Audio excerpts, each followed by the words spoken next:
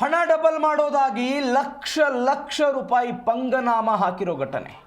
ಸ್ನೇಹಿತನನ್ನೇ ಯಾಮಾರಿಸಿ 86 ಲಕ್ಷ ರೂಪಾಯಿ ಉಂಡೆನಾಮ ಹಾಕಲಾಗಿದೆ. 4 ವರ್ಷದ ಕುಚುಕು ಗೆಳೆಯನಿಂದ ನಂಬಿಕೆ ದ್ರೋಹ ಆಗಿರೋ ಘಟನೆ ಇದು. ಹಣ ಡಬಲ್ ಮಾಡೋದಾಗಿ ಲಕ್ಷ ರೂಪಾಯಿ ಹಣವನ್ನ ಪಂಗನಾಮ ಮಾಡಿರುವಂತ ಘಟನೆ. ತನ್ನ ಸ್ನೇಹಿತನನ್ನೇ ನಂಬಿಸಿ 86 ಲಕ್ಷ ರೂಪಾಯಿ ಉಂಡೆನಾಮ ಹಾಕಲಾಗಿದೆ. 4 ವರ್ಷದ ಕುಚುಕು ಗೆಳೆಯ, 4 ವರ್ಷದಿಂದ ದೋಸ್ತಿ ಇತ್ತು, ಆದರೆ ಗೆಳೆಯನಿಂದಲೇ ನಂಬಿಕೆ ದ್ರೋಹ ಆಗಿದೆ. ಬೆಂಗಳೂರಿನ ನಾಗರಬಾವಿಯ ಹರೀಶ್ನಿಂದ ವಂಚನೆ ಪ್ರಕರಣ ಇದು. ಏಂಜಲ್ ಬ್ರೋಕಿಂಗ್ ಟ್ರೇಡಿಂಗ್ ನಲ್ಲಿ ಕೆಲಸವಿದೆ ಎಂದಿದ್ದ. ಹಣ ಹೂಡಿಕೆ ಮಾಡಿದ್ರೆ ಡಬಲ್ ಹಣ ಕೊಡೋದಾಗಿ ಮೋಸ ಮಾಡಿರುವಂತ ಘಟನೆ. ಮೊದಲಿಗೆ 2 ಲಕ್ಷ ರೂಪಾಯಿ ಹಣ ಹೂಡಿಕೆ ಮಾಡಿದ್ರು ಚಂದ್ರಶೇಖರ್. 2 ವರ್ಷದ ಹಿಂದೆ ಸತತ 3 ತಿಂಗಳು 6 ಲಕ್ಷ ರೂಪಾಯಿ ಹೂಡಿಕೆ ಮಾಡಿದ್ದಂತಹ ಸ್ನೇಹಿತರು ಇವರು. ಮೊದಲಿಗೆ ಲಾಭಾಂಶವನ್ನ ಕೊಟ್ಟು ವಿಶ್ವಾಸವನ್ನ ಗಳಿಸಿದ್ದ ವಂಚಕ ಹರೀಶ್ ಅಂತ. ಚಂದ್ರಶೇಖರ್ ಹೆಂಡತಿ ಹಾಗೂ ಸ್ನೇಹಿತರ ಬಳಿ ಸಾಲ ಕೂಡ ಆಗಿತ್ತು. ಚಂದ್ರಶೇಖರ್ ಅಂತ ನಾನು 2022ರಲ್ಲಿ ನಮಗೊಬ್ಬ ಹರೀಶ್ ವಿ ಅಂತಕ್ಕಂಥ ವ್ಯಕ್ತಿ ಪರಿಚಯ ಆಗ್ತಾನೆ. ಅವನೇನು ಮಾಡ್ತಾನೆ ಅಂತಂದರೆ, ಪರಿಚಯ ಆಗಿ ಕೊನೆಗೆ ಚಂದ್ರು ಅವರೇ, ನೀವು 91ರಲ್ಲಿ ಇದ್ದೀರಿ, ನಾನು ಇದ್ದೀನಿ, ಒಂದು ಒಳ್ಳೆ ಇನ್ವೆಸ್ಟ್ಮೆಂಟ್ ಸ್ಕೀಮ್ ಇದೆ, ಅದರಲ್ಲಿ ತಾವು ಬಂಡವಾಳ ಏನಾದರೂ ಮಾಡುವಂಗಿದ್ರೆ ನಮಗೆ ಅನುಕೂಲ ಆಗುತ್ತೆ ಅಂತ ಹೇಳಿ ನನಗೆ ಒಂದು ಏಂಜಲ್ ಬ್ರೋಕಿಂಗ್ದು ಒಂದು ಇದು ಹೇಳ್ತಾನೆ. ನಾನು ಅದನ್ನು ನಂಬಿ ಅವನಿಗೇನು ಮಾಡಿದೆ, ತುಂಬ ಆತ್ಮೀಯ ಆಗಿದ್ದ. ಅವಾಗ ಅವನ ಮೇಲೆ ನಾನೇನು ಮಾಡಿದೆ, ಫಸ್ಟ್ ಸ್ಟಾರ್ಟಿಂಗಲ್ಲಿ 1,50,000ದಿಂದ ಶುರು ಮಾಡಿ 1 ಲಕ್ಷ 2 ಲಕ್ಷವರೆಗೂ ಹೋದೆ. ಆಮೇಲೆ ಅವನೇ ಹೇಳ್ದ, ಜಾಸ್ತಿ ಇನ್ವೆಸ್ಟ್ಮೆಂಟ್ ಮಾಡಿದ್ರೆ ಪ್ರಾಫಿಟ್ ಜಾಸ್ತಿ ಬರುತ್ತೆ ಅಂದ್ಬಿಟ್ಟು 2023ರಿಂದ ಶುರು ಮಾಡಿದ್ದೆ, ಜೂನ್ ಜುಲೈಯಿಂದ. 24ರಲ್ಲಿ ಅವನೇ ನನಗೆ ಇನ್ವೆಸ್ಟ್ಮೆಂಟ್ ಜಾಸ್ತಿಗೆ ಅವನ ಸ್ನೇಹಿತನಾದ ಒಬ್ಬರ ಹತ್ರದಿಂದ ಕೊಡಿಸ್ತೀನಿ, ನೀವು ಅದಕ್ಕೆ ಏನೋ ದಾಖಲಾತಿ ಕೊಡೋಂಗಿದ್ರೆ ಇದು ಮಾಡಿ ಅಂತ.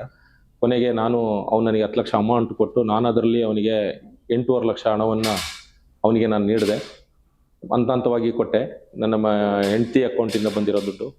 ಅದಾದ ಮೇಲೆ ಅವನು ಏನು ಮಾಡ್ದ, ನನಗೆ ಒಂದು 2-3 ತಿಂಗಳು ಪ್ರಾಫಿಟ್ ಕೊಡ್ತಾ ಇದ್ದ, 2 ತಿಂಗಳು. ಅದಾದಮೇಲೆ ಅವನೇನು ಹೇಳ್ದ, ಅದು ಇನ್ನೂ ಸ್ವಲ್ಪ ಜಾಸ್ತಿ ಮಾಡಿದ್ರೆ ಒಳ್ಳೇದಾಗುತ್ತೆ ಅಂದ ತಕ್ಷಣ ಮಾರ್ಚ್ ತಿಂಗಳಲ್ಲಿ ಒಂದು ದೊಡ್ಡ ಮೊತ್ತವನ್ನು ಅವನಿಗೆ ಕಳಿಸಿದೆ.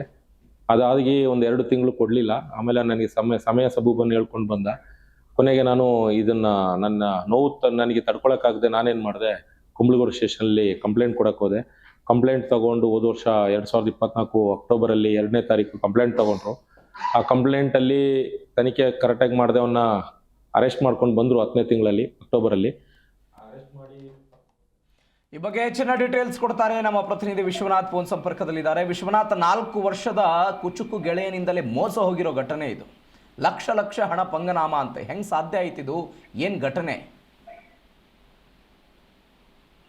ಪ್ರವೀಣ್, ಹಣವನ್ನ ಡಬಲ್ ಮಾಡುವಂತಹ ನಿಟ್ಟಿನಲ್ಲಿ, ಅಂದ್ರೆ 1 ಲಕ್ಷ ಹಣವನ್ನ ಕೊಟ್ರೆ 2 ಲಕ್ಷ ಹಣವನ್ನ ಮಾಡಿಕೊಡ್ತೀನಿ ಮತ್ತು ನೀವು ಇಲ್ಲಿ ಹೂಡಿಕೆ ಮಾಡಿ ನಿಮಗೆ ಹೆಚ್ಚಿನ ಲಾಭ ಬರುತ್ತೆ ಅನ್ನೋ ಒಂದು ಆಂಗಲ್ ನಲ್ಲಿ ಅನೇಕರನ್ನ ನಂಬಿಸುವಂತಹ ಕೆಲಸ ಆಗುತ್ತೆ. ಅದರ ಮುಂದುವರಿದ ಭಾಗವಾಗಿ ಮತ್ತೊಂದು ಪ್ರಕರಣ ಬೆಳಕಿಗೆ ಬಂದಿರುವಂಥದ್ದು. ನೋಡಿ, ಈ 4 ವರ್ಷದ ಸ್ನೇಹಕ್ಕೆ ಈತ ಮೋಸ ಮಾಡಿರುವಂಥದ್ದು ಇಲ್ಲಿ ಗೊತ್ತಾಗ್ತಾ ಇದೆ.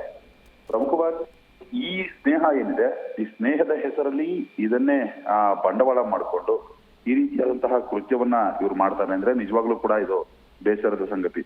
ಸದ್ಯಕ್ಕೆ ಚಂದ್ರಶೇಖರ್ ಅನ್ನೋರೇನಿದ್ದಾರೆ, ಅವರು ಹರೀಶ್ ಅನ್ನೋರ ವಿರುದ್ಧವಾಗಿ ಒಂದು ಗಂಭೀರ ಆರೋಪವನ್ನ ಮಾಡಿದ್ದಾರೆ. ಅಂದ್ರೆ ಹಣವನ್ನ 2 ಲಕ್ಷ ಹೂಡಿಕೆ ಮಾಡಿದ್ದಾರೆ ಸ್ನೇಹಿತ ಮಾತನಾಡಿ. ಕಳೆದ 2 ವರ್ಷದಿಂದ ಸತತವಾಗಿ 3 ತಿಂಗಳು 6 ಲಕ್ಷ ಹೂಡಿಕೆಯನ್ನು ಕೂಡ ಮಾಡಿರ್ತಾರೆ. ಅದಾದ್ಮೇಲೆ ಹೂಡಿಕೆಯ ಹಣದ ಲಾಭಾಂಶವನ್ನ ಹರೀಶ್ ನೀಡಿರ್ತಾನೆ, ವಂಚಕ ಏನಿದ್ದಾನೆ. ಅದಾದ್ಮೇಲೆ ಇನ್ನೂ ನಿನಗೆ ಹೆಚ್ಚಿನ ಲಾಭವನ್ನ ಕೊಡ್ತೀನಿ ಅನ್ನೋ ಒಂದು ಆಂಗಲ್ ನಲ್ಲಿ ಬರೋಬ್ಬರಿ 86 ಲಕ್ಷ ರೂಪಾಯಿ ಹಣವನ್ನ ಹಾಕಿಸ್ಕೊಂಡು ಈಗ ಉಂಡೆನಾಮ ಹಾಕಿರುವಂತದ್ದು.